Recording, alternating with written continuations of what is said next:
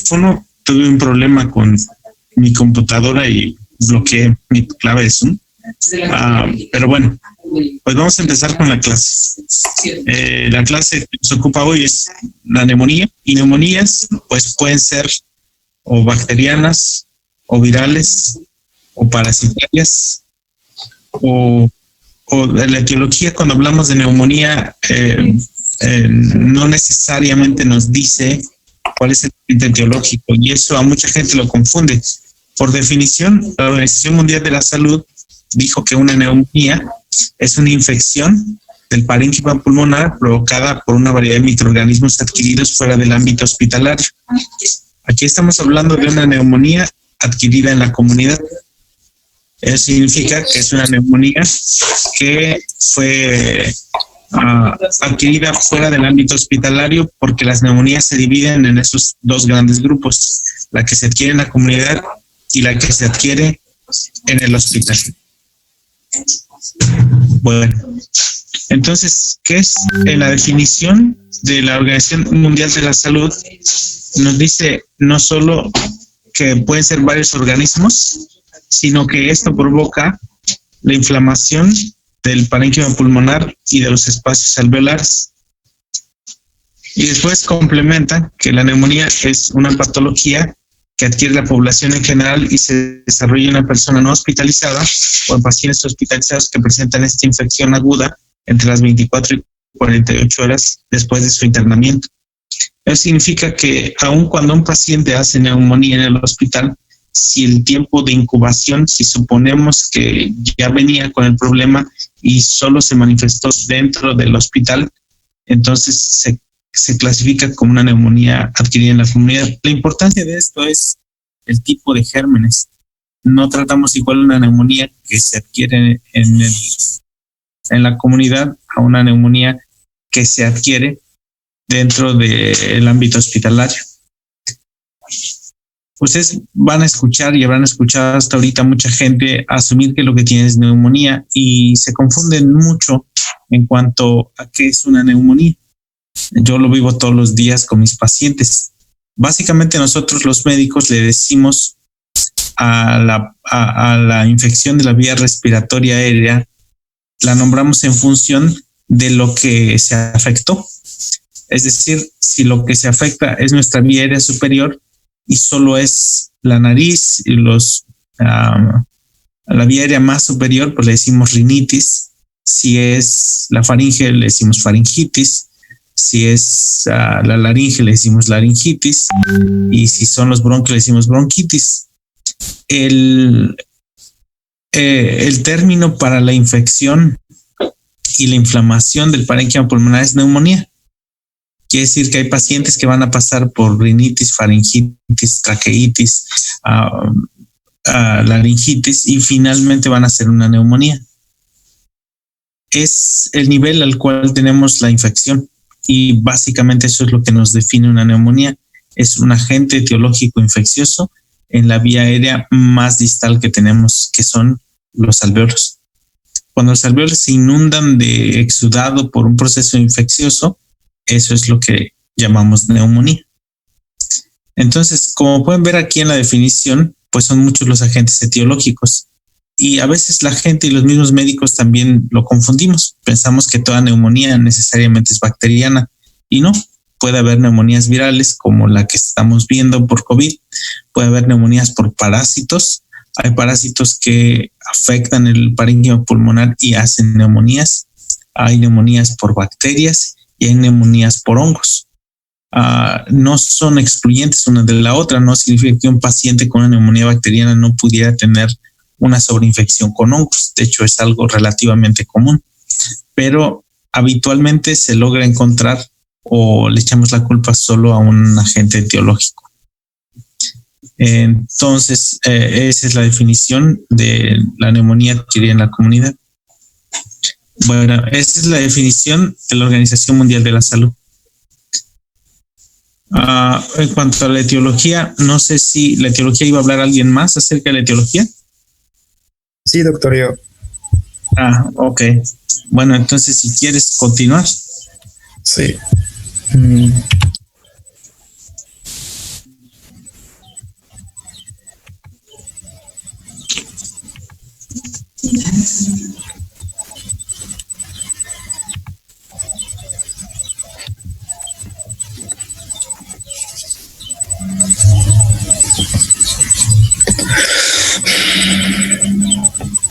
Bueno, continuando con el agente etiológico, la neumonía no es una patología homogénea, ya que, como ya lo mencionó el doctor, hay una gran cantidad de patógenos. Y también otra causa que no lo hace homogénea es la gran variedad la gran diversidad de variables que influyen en el espectro microbiológico, como son la gravedad de la enfermedad, la presencia o ausencia de alguna comorbilidad y los factores de riesgo que pueden hacer que un patógeno poco frecuente se presente o un neumococo resistente a penicilinas. En la siguiente tabla podemos ver los diferentes microorganismos que son más frecuentes en la neumonía. Como el principal patógeno que se relaciona con la neumonía es el Streptococcus pneumoniae. El segundo patógeno, como ya lo mencionó, este es un virus, el virus de la influenza tipo A. Seguido a el más común es la Chlamydia pneumoniae, y seguido a estos están el Haemophilus influenzae y el Mycoplasma pneumoniae, que estos son los patógenos más comunes que se representan principalmente en la neumonía adquirida en la comunidad. Ahora, hablando de muy ligado al agente etiológico, como ya lo mencioné, son los factores de riesgo, ya que estos van a influir más bueno, así lo entendí, va a influir más a un cierto patógeno. Entre los factores de riesgo están el sexo, que si el paciente presenta comorbilidades como enfermedades hepáticas o renales crónicas, insuficiencia cardíaca congénita, la edad, ya que la neumonía afecta principalmente a menores de 2 años y a mayores de 65. Los ámbitos personales, como es el consumo excesivo de alcohol, el tabaquismo y la desnutrición, demencia, EPOC, y a los pacientes inmunodeprimidos, como son los pacientes que presentan VIH o algún tipo de trasplante de órgano. Bueno, ahora desglosando cada uno de los factores de riesgo, encontré que la edad, principalmente en los niños menores de 2 años, el agente etiológico al que se representa principalmente en esa enfermedad está principalmente por Streptococcus pneumoniae, que como ya lo vimos en la tabla anterior, representa hasta el 60% de los casos. Como otro tipo de agente está el virus sincitial respiratorio. En cambio, en los niños mayores y en adultos está representado principalmente por Mycoplasma pneumoniae. Y en personas ancianas está este gran listado que es los estreptococos del grupo B, Mozzarella, Haemophilus, Legionella, Bacillus gram negativos y Chlamydia pneumoniae. Que esto no quiere decir que los pacientes mayores no sean sensibles al Streptococcus pneumoniae, sino que tiene la misma posibilidad que los niños menores, pero es más probable, son más propensos a tener estos tipos de patógenos que están mencionados en la tabla. Como ámbitos personales, como ya lo mencioné, pues está el alcoholismo y las personas, el tabaquismo. Principalmente se ha encontrado que el alcoholismo es un factor de riesgo que aumenta independientemente la tasa y la gravedad de la neumonía, y esta es principalmente causada por el Streptococcus pneumoniae. Y en el caso de los fumadores, la neumonía adquirida en la comunidad es debido principalmente a Streptococcus pneumoniae, Legionella y Haemophilus. Como comorbilidades hacía, esta parte la saqué bueno, no recuerdo el libro, pero principalmente hacía énfasis en el EPOC, que en el EPOC en los casos, en el EPOC no se diferencia si el paciente presenta neumonía o no, sino que esto se presenta en los pacientes que presentan EPOC grave y con broncoectasias. Nos referimos a EPOC grave cuando ya presentan un FEV menor del 30%. Los pacientes que presentan EPOC grave y broncoectasias tienen mayor riesgo en neumonías causadas por Haemophilus influenzae y pseudomonas. También mencionaba otro tipo de enfermedades, de comorbilidades que no mencionaba en sí qué patógeno afectaba mayormente, pero entre estas está la insuficiencia cardíaca congénita, enfermedades renal o hepática crónica, cáncer, diabetes, VIH y entre otras. También se mencionaba demencia y pacientes que hayan presentado EBC. Bueno, como también mencionaba que es importante tener presente las consideraciones geográficas y ocupacionales, como el entorno geográfico, el horario estacional. A esto se refiere que principalmente la neumonía predomina en el estado de invierno y los principios de primavera. Y también la historia de viajes del paciente y la exposición ocupacional, ya que esto es otro factor de riesgo. El libro mencionaba un ejemplo que en el caso de los pintores, soldados y mineros de oro de Sudáfrica son principalmente propensos a adquirir neumonía a causa de Streptococcus pneumoniae.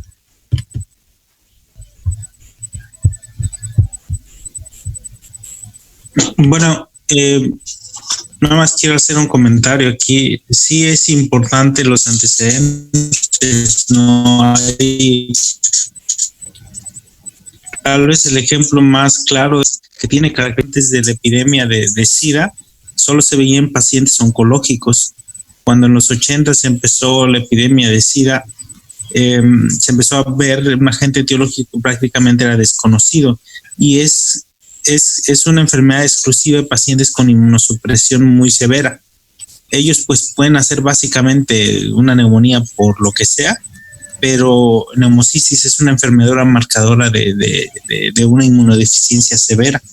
Así cada una de las patologías que nosotros vemos muy frecuentemente pone a los pacientes en un riesgo mayor de hacer neumonías por agentes etiológicos específicos. Por ejemplo, la gente que convulsiona tiene más probabilidad de hacer neumonías por anaerobios, porque broncoaspiran. Los pacientes con EPOC tienen más probabilidad de hacer neumonías por hemófilos, por sus características propias. Los pacientes con fibrosis quística por burcoderia o por otro tipo de patógenos. Entonces, el saber cuál es el factor de riesgo del paciente nos permite desde un inicio asumir que eso es lo que tenemos que tratar. No es necesariamente cierto, pero nos permite iniciar una cobertura especial para este grupo de pacientes. Entonces, esta cuestión epidemiológica sí es importante para determinar cuál va a ser el tratamiento futuro. Bueno, pueden continuar.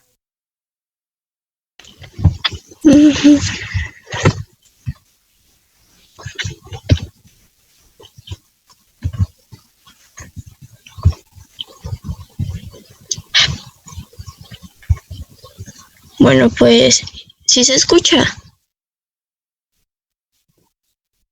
Sí. Ok. Siguiendo con la epidemiología, la neumonía pues está en la clasificación de las infecciones de vías respiratorias bajas, ocupando pues el tercer lugar como causa de mortalidad a nivel global, esto según la OMS. y en el 2015 se registraron aproximadamente 3.2 millones de personas muertas por esta causa, que esto fue el 6.1 del total de las muertes pues en ese año. También en la tasa global hay una variación de entre 8 y 15 personas por cada 1000 registran pues esta enfermedad. Pues ya en general pues va a variar dependiendo de la estación en la cual nos encontremos. Como mencionaron ahorita, pues hay mayor número de casos durante el invierno, y pues esta enfermedad va a ser más frecuente en hombres que en mujeres. Ya en los niños y en los adultos mayores la ocurrencia pues de la enfermedad va a aparecer de manera desproporcionada. En México, los datos más actuales que encontré fueron pues del 2010. Aquí se reportaron 156.636 casos de neumonía y bronconeumonía, que esto es el total de 144.5 por cada 100,000 habitantes. En México ocupa pues el lugar número 16 entre las 20 primeras causas de morbilidad nacional. Y pues ya se sabe que puede afectar a cualquier grupo de edad, pero ocurre más en niños, bueno, pues en los extremos, que vendría siendo en los niños menores de 1 año y en los adultos mayores de 50 años. Y en las estadísticas de México se menciona que los casos de niños y adultos mayores daban un total del 71.85% del total de casos de neumonía de ese periodo del 2010. Y la tasa de mortalidad pues más alta que se registró fueron 136.4 casos por cada 100,000 habitantes, esto en los adultos mayores de 65 años, y es seguido pues de los niños menores de 1 año, con una tasa de 87.9 por cada 100,000 habitantes.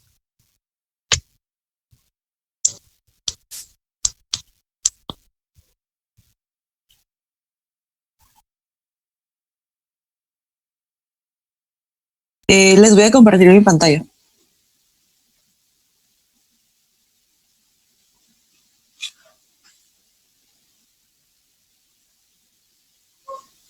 ¿La pueden ver? Sí. Sí, ok. Igual si hay algún problema me dicen. Bueno, yo les voy a hablar de la fisiopatología. Para empezar, los agentes patógenos no pueden llegar directamente hacia los pulmones.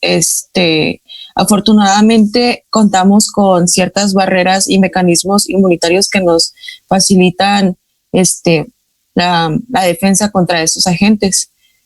Bueno, una de las vías por la cual los agentes patógenos llegan a los pulmones es la aspiración de gotitas respiratorias infecciosas, que también son conocidas como las gotitas de Flush.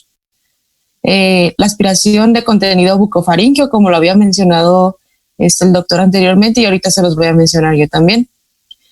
La diseminación por superficies mucosas, por vías respiratorias. Esto es cuando el agente patógeno llega a la vía respiratoria alta y puede llegar hacia las vías respiratorias bajas.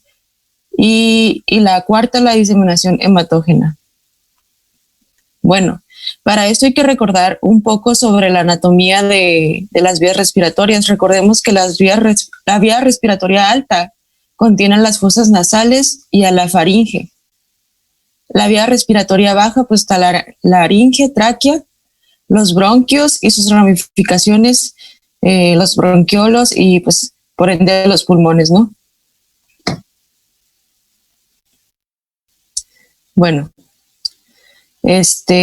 la primera barrera que vamos a tener va a ser la nariz, los cornetes y vibrisas. ¿Qué va a pasar aquí? Si hay un patógeno en el ambiente y nosotros respiramos, va a generar una turbulencia en nuestra nariz, dependiendo del tamaño de este microorganismo. Si es mayor a 10 milímetros, se va a quedar allí en la nariz, en las vías respiratorias altas, de ahí no va a pasar. Pero ¿qué va a pasar si su tamaño es de 2 a 9 milímetros? Va a pasar a la mucosa. En la mucosa tenemos ciertas células, tenemos el epitelio de la tráquea. Es un epitelio cilíndrico pseudoestratificado ciliado. ¿Qué van a hacer estos cilios? Por cada célula que tengamos van a haber aproximadamente 200 cilios, los cuales se van a mover 500 veces por minuto. Esto va a ayudar a mover el agente patógeno ascendentemente para que suba y sea expulsado. En el ejemplo de los pacientes que son fumadores, que consumen, pues sí, el tabaco, pues este mecanismo no lo van a tener al 100. Ay, perdón. Espérenme.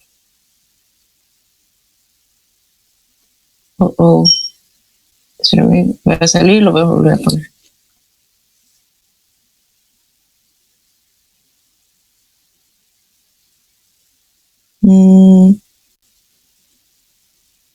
Bueno, perdón, ahí está. Decía que estos pacientes no van a tener esta capacidad muy bien. Lo que va a pasar es que van a empezar a toser o a otro paciente que no tenga bien al 100 esa capacidad de los movimientos ciliados, pues también está el mecanismo de la tos y del mecanismo nauseoso. En ese epitelio también contenemos a las células caliciformes, las cuales van a producir moco para expulsar a los agentes patógenos. Y ya pues si este agente es menor a 2 milímetros, va a pasar directamente hacia las vías respiratorias bajas y puede llegar al alveolo. ¿Qué va a pasar cuando llegue al alveolo? Va a haber un proceso que se llama opsonización de microorganismos para que este microorganismo sea fagocitado. Y ya después de allí sigue un proceso que ahorita les voy a decir. Bueno, esa imagen que ven allí es un alveolo, es esquematizado. Pues el neumocito tipo 2, bueno, primero tenemos el neumocito tipo 1, el cual rodea al alveolo, está recubierto por este tipo de células. Y luego está el neumocito tipo 2, recordemos que ese secreta el factor surfactante. También está el macrófago o las células en polvo. ¿Qué va a pasar si llega una bacteria, si llega un agente patógeno al alveolo? Lo que va a pasar es que el macrófago lo va a comenzar a hacer el proceso de la opsonización y va a fagocitarlo. Pero si las bacterias comienzan a invadir el alveolo y sobrepasan esta capacidad del macrófago, lo que le va a quedar al macrófago hacer es una cascada de mediadores inflamatorios, los cuales está la interleucina 1 y el factor de necrosis tumoral, que generan una inflamación. También está la interleucina 8 y el factor estimulante de la colonia de los granulocitos, los cuales van a hacer una fuga alveocapilar. ¿En qué consiste esta fuga alveocapilar? Simplemente va a haber una diapédesis de los leucocitos hacia el alveolo para que vayan a ayudar al macrófago. Y va a haber una extravasación de eritrocitos, en los cuales, pues, en el alveolo se va a encontrar eritrocitos también, y va a haber un contenido proteináceo. Bueno, la neumonía es una enfermedad que pues que daña primeramente más que nada al parénquima pulmonar. Entonces va a haber un exudado, lo cual clínicamente lo vamos a poder observar.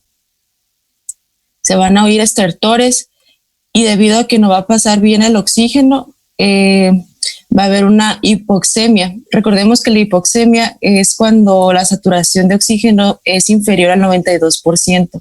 Entonces, ahí tenemos una imagen donde está el alveolo inicial y puede llegar a pasar, si los mecanismos son deficientes, a un alveolo con ese contenido exudativo y pues en exceso. ¿Qué va a pasar? El alveolo va a estar congestionado, va a estar con edema y luego va a llegar una etapa donde llegue una hepatización roja. Ahorita les voy a decir por qué se llama hepatización roja. Este alveolo va a contener una gran cantidad de eritrocitos, ya que se va a extravasar. Va a haber leucocitos y bacterias, van a estar haciendo su trabajo para combatir a los agentes patógenos. Así se va a ver, más o menos así se va a ver un pulmón que esté en la hepatización roja. ¿Por qué se le llama hepatización? Porque adquiere una consistencia dura y se puede apreciar parecido a un hígado. Y ahí histológicamente podemos ver los eritrocitos, la pared alveolar, el infiltrado leucocitario. Bueno, después de aquí va a haber una hepatización gris. En la hepatización roja se van a comenzar a hacer depósitos de fibrina y se van a empezar a acumular. El pulmón va a adquirir un aspecto grisáceo, ya sea por los depósitos de fibrina, y también aquí ya no va a haber eritrocitos, ya no va a haber nuevos eritrocitos, al contrario, por la lisis y la degradación de esos también va a adquirir un aspecto grisáceo. Va a seguir habiendo neutrófilos y va a seguir habiendo bacterias, pero el fin de esta como fase es de que pues elimina la bacteria. Y se va a ver más o menos así. Ahí observamos dos pulmones. En el izquierdo está la hepatización grisácea. Ahorita les voy a explicar la lobular, la morfología de la neumonía. Y a la derecha tenemos la hepatización roja. Bueno, ya después de esta etapa va a haber una etapa de resolución en la cual el alveolo tiene que verse esquemáticamente, es un esquema, ¿no? Se tiene que ver sano. Solo va a haber la presencia de macrófagos. El macrófago es la ruedita esa morada. Y pues se van a eliminar los restos de los neutrófilos, las bacterias y los depósitos de fibrina. Y ya se da la inflamación. Y se deben de tener ya en esta fase pulmones aparentemente sanos. Bueno, la morfología de la neumonía. Hay dos tipos, está la bronconeumonía y está la neumonía lobular. La bronconeumonía es donde va a haber una afección difusa, no se va a ver en un solo lóbulo o no va a seguir un patrón, sino que se va a ver así como parches en los cuales va a haber solidificación. En la neumonía lobular va a afectar a un lóbulo o parte del lóbulo, pero no va a estar difuso como la bronconeumonía. ¿Qué va a pasar si de la hepatización gris y pasa todo eso, no se va a una resolución? Pueden pasar tres cosas. Puede pasar una destrucción y necrosis del tejido pulmonar, una diseminación de la infección a la cavidad pleural y también una diseminación bacteriémica, lo que conocemos como choque séptico. Y ya es cuando nuestro paciente se va a complicar y pues no, tenemos que sacarlo de tratar estas complicaciones.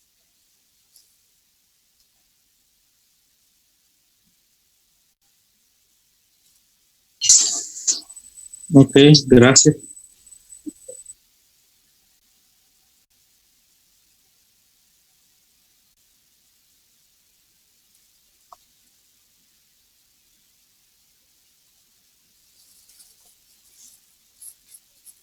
¿Se ve?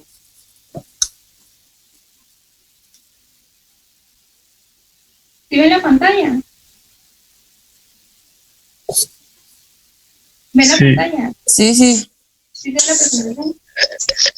Bueno, pues dentro del cuadro clínico, pues para el diagnóstico de la neumonía adquirida por la comunidad, pues se basa fundamentalmente pues en la clínica. Sin embargo, pues para la confirmación se va a requerir una radiografía de tórax y de igual forma se va a determinar el agente etiológico.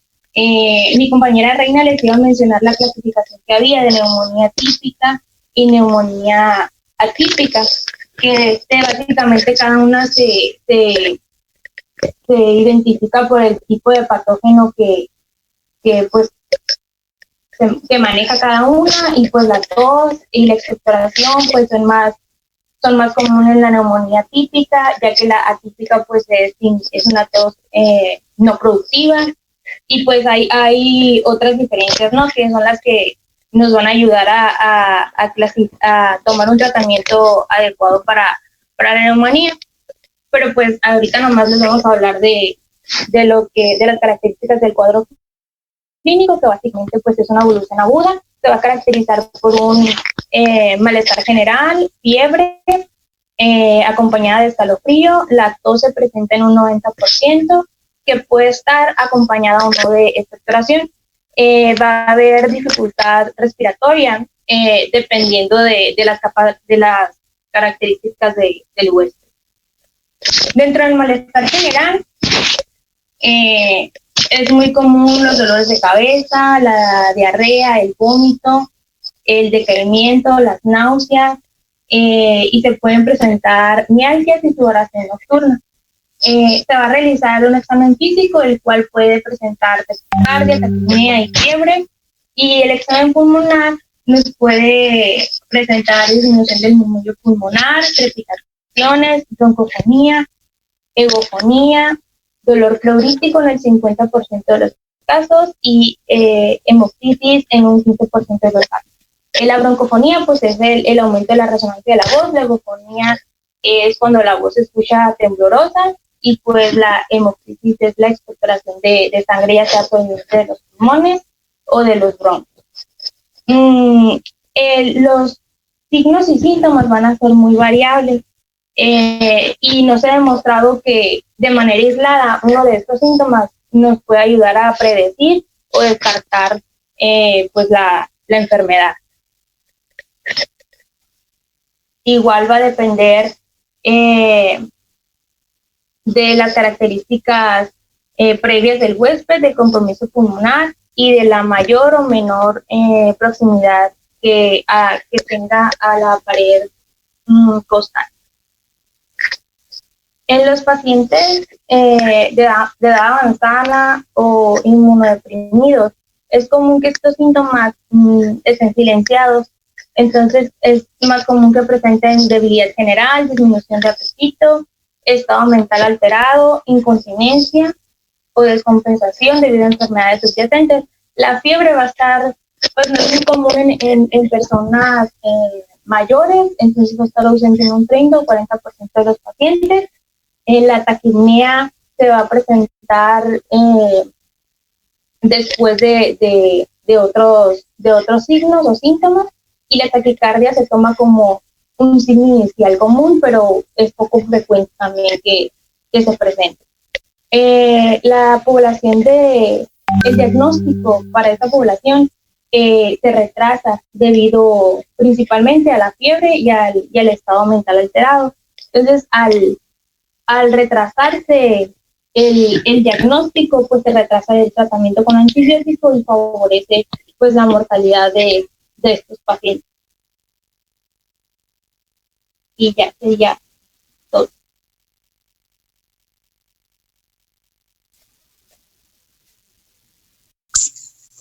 Ok, gracias.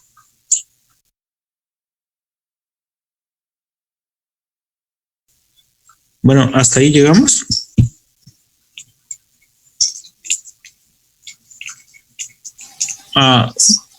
Sí, según yo, sí, porque ya lo que es el diagnóstico ya es para el otro equipo, todo lo que tiene que ver con imagenología y eso. Ok, bueno. Miren, las neumonías son muy comunes. y siempre son un reto para todos, ¿no? Yo recuerdo muchos diagnósticos que fueron etiquetados como neumonía y que finalmente no lo son, porque la imagen, la clínica a veces es confuso, no es tan sencillo cuando uno está con los pacientes, pero sí me interesaría que ustedes entendieran cómo se presenta y, entendiendo la fisiopatología, pudieran descifrar cómo es que esperarían ver a un paciente con neumonía. Básicamente, para los que hemos tenido alguna neumonía alguna vez en nuestra vida, pues entendemos lo que se siente, ¿no? Pero hay ciertos grupos en los que las neumonías, pues básicamente no tienen un impacto mayor. Obviamente en un viejito, pues una neumonía, aunque sea pequeña, pues les causa mucho problema. Y en alguien que es joven, aunque una neumonía pareciera ser muy severa, pues no les causa necesariamente tanto problema. Por eso es que los extremos de la edad, los extremos de las edades nos preocupan tanto, porque las infecciones en la vía respiratoria, si ustedes lo analizan, pues básicamente son la primera causa de muerte infecciosa. Las neumonías cobran muchas vidas y eso obedece a varios factores, algunos que podemos modificar y otros no. Básicamente, después de alguna edad, alguien que agarra una neumonía, pues es muy probable que le vaya mal. Y eso también implica muchas cosas, ¿no? Yo, cuando alguien me pregunta por qué a la gente mayor tenemos que cuidarla más en cuanto a lo respiratorio, bueno, simplemente porque están mayores. Si yo agarro a alguno de ustedes en su edad y lo aviento de un segundo piso, que a veces me dan ganas, pero si los aviento y se caen, seguramente se van a levantar, se van a sacudir y tal vez sí se rompan una costilla, sí les pase algo, pero van a seguir con su vida. Pero si agarro un viejito de 88 años y lo aviento de la misma altura, el resultado no sería el mismo. No sé si me explico en lo que les quiero decir. La gente mayor tiene menos reserva y menos resistencia, y tiene menos reserva en todo, en lo cardíaco, en lo pulmonar, en lo nutricional. Por lo tanto, el impacto de estas enfermedades es mayor porque tienen menos reserva, tienen menos capacidad de defenderse. Entonces, se convierte en un problema de salud tremendamente serio, porque nos pone en peligro a un grupo muy vulnerable. Cuando vimos nuestras primeras clases de anatomía y fisiología, les decía yo que el área del pulmón que está expuesto al medio ambiente, pues realmente es un área grandísima, porque tenemos 70 metros cuadrados de epitelio que básicamente están en contacto con el medio ambiente. Entonces, imagínense lo efectivo que tiene que ser nuestro sistema inmune y todo nuestro mecanismo de defensa para mantener ese espacio estéril entre el medio ambiente, entre el aire y la sangre, que debe estar estéril. Lo separa solo una tela súper delgadísima, que es la membrana alveolo-capilar. Si algo pasa por el otro lado, deja de ser estéril el otro lado. Entonces, nosotros recibimos mucho potencial patógeno todos los días al respirar. Eso, pues ahora es más evidente con esta cuestión del COVID. Básicamente es el arma perfecta, porque afecta el lugar en donde estamos más expuestos. No podemos dejar de respirar. Y el área con la que respiramos, pues es altísima, es más alta que la piel, más alta que cualquier órgano. Entonces eso pues nos pone en desventaja. Ustedes van a ver neumonías a lo largo de su vida como médicos, y ojalá y ninguno de ustedes la padezca, pero sabemos que por frecuencia alguno de ustedes la va a padecer, y también por frecuencia varios de nosotros vamos a morir por neumonía. Entonces no es un tema menor, es un tema tremendamente importante. Bueno, ¿alguno de ustedes tiene alguna pregunta? Sí, tengo una pregunta, profe. A ver, te escucho. Es con cuestión a un síntoma de la neumonía. O sea, la fiebre ya ve que pues varía según la hora del día en que te tomen la temperatura, y también varía según el lugar donde tomen la temperatura. Lo que me confunde es como o sea, ¿cuál es el límite así como para decir de aquí para acá tienes fiebre y el otro estás en un rango normal? O sea, ya sé, si alguien tiene 39 de temperatura, obviamente sí tiene fiebre, pero por ejemplo, si alguien tuviera 37.5, 37.8, ya ahí es donde me entra la duda. O sea, evidentemente cuando dicen tiene fiebre o no. Ok, entonces tu duda va en función de la definición. O sea, para ti lo difícil es determinar cuál es la definición de fiebre. Sí, o sea, más que la definición de fiebre, el valor límite de la temperatura corporal normal superior, pues, para decir que una temperatura corporal está elevada. Bueno, mira, lo normal es, la temperatura normal es de 36 grados a 37 grados. De 37.1 a 37.9 es febrícula, lo cual no se considera como algo patológico. Y de 38.0 para arriba es fiebre. Entonces, el síntoma que todos nosotros buscamos es fiebre, no febrícula, lo cual no significa que obviamente alguien que llegó a 38 necesariamente pasó por 37. Pero por definiciones, nosotros le decimos fiebre solo al 38.0 para arriba.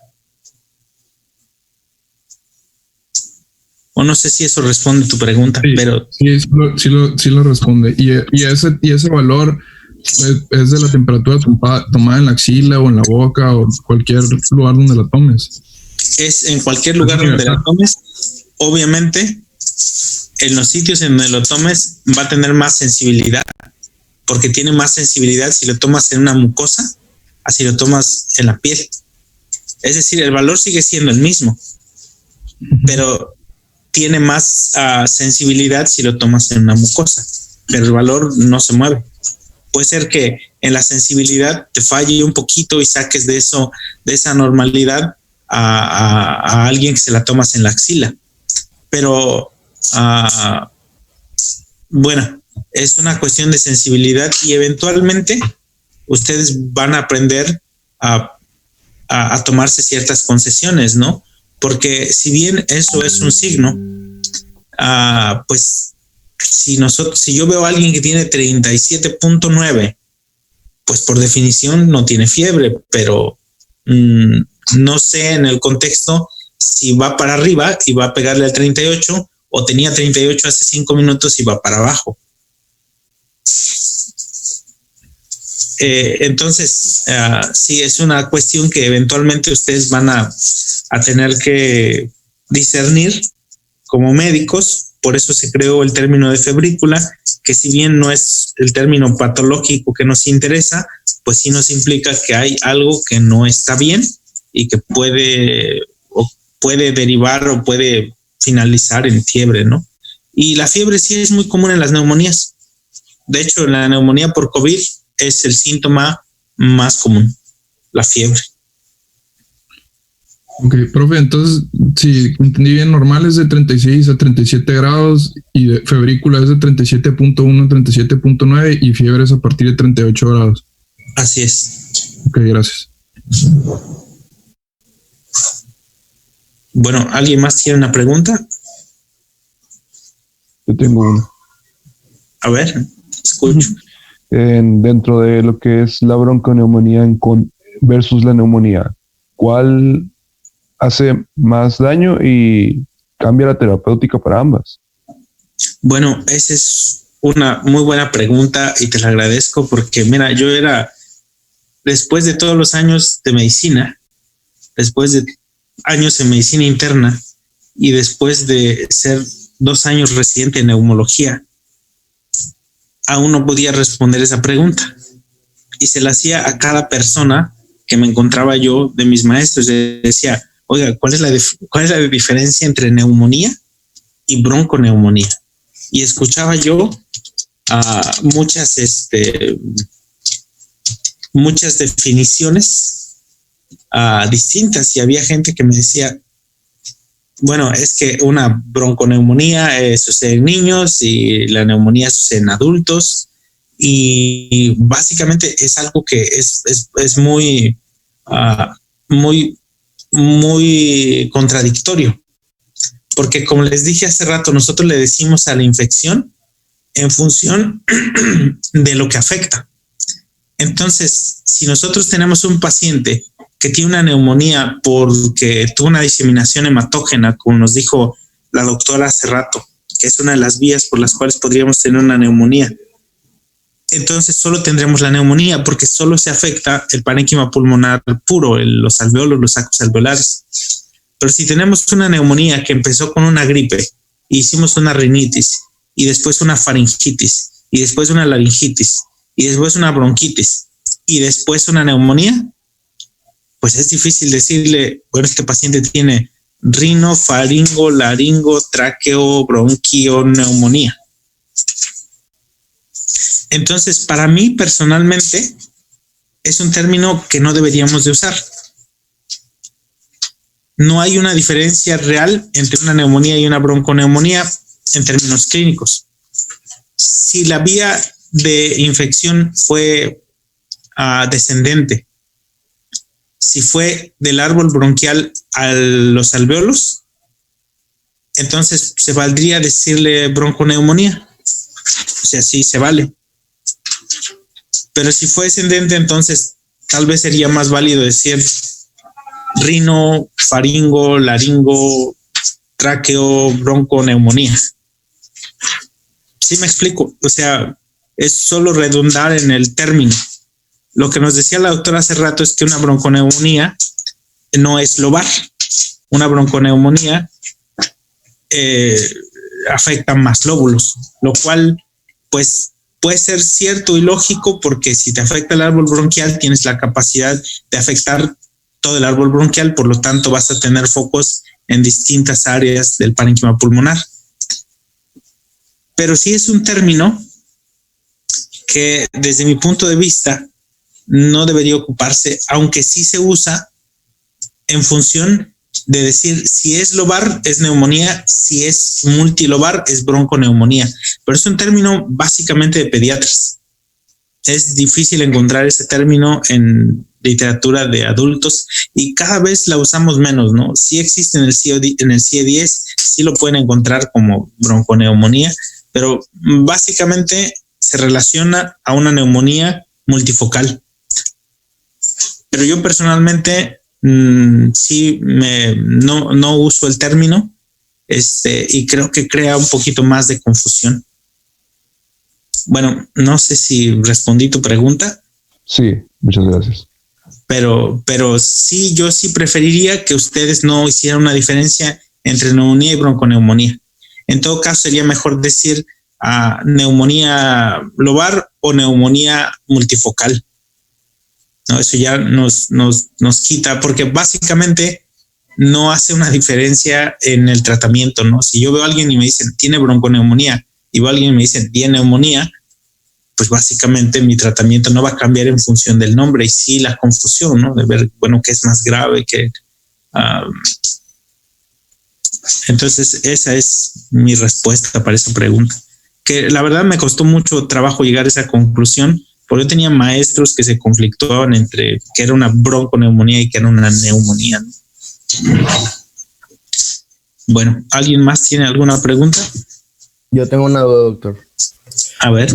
Tengo entendido que la microbiota de la vía aérea superior es un mecanismo de defensa. Entonces quería ver si esta se puede ver afectado en niños que nacen por cesárea en comparación con niños que nacen por parto natural.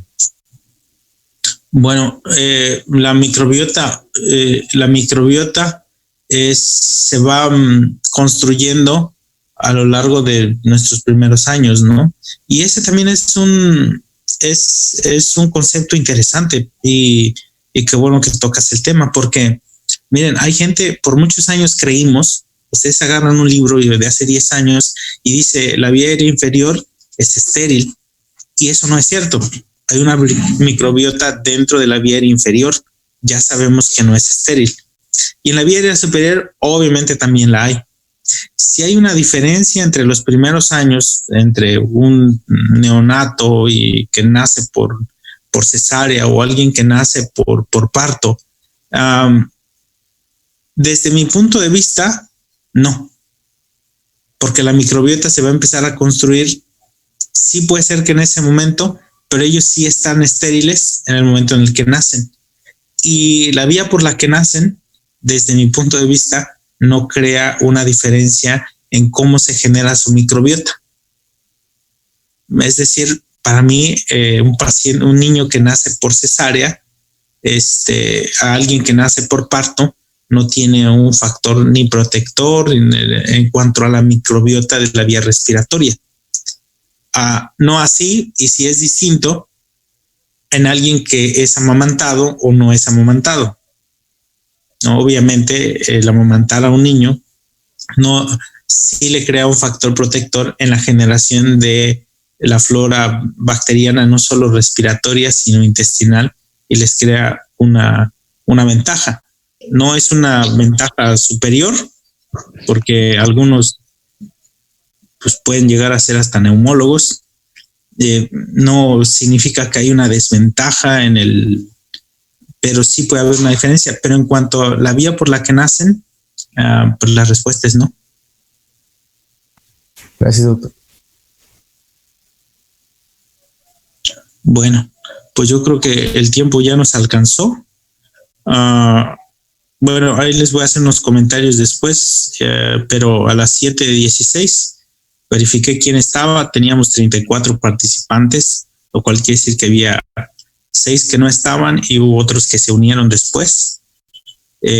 Básicamente esa es la lista, por eso necesitaba ver sus caras y que tuvieran prendida la cámara.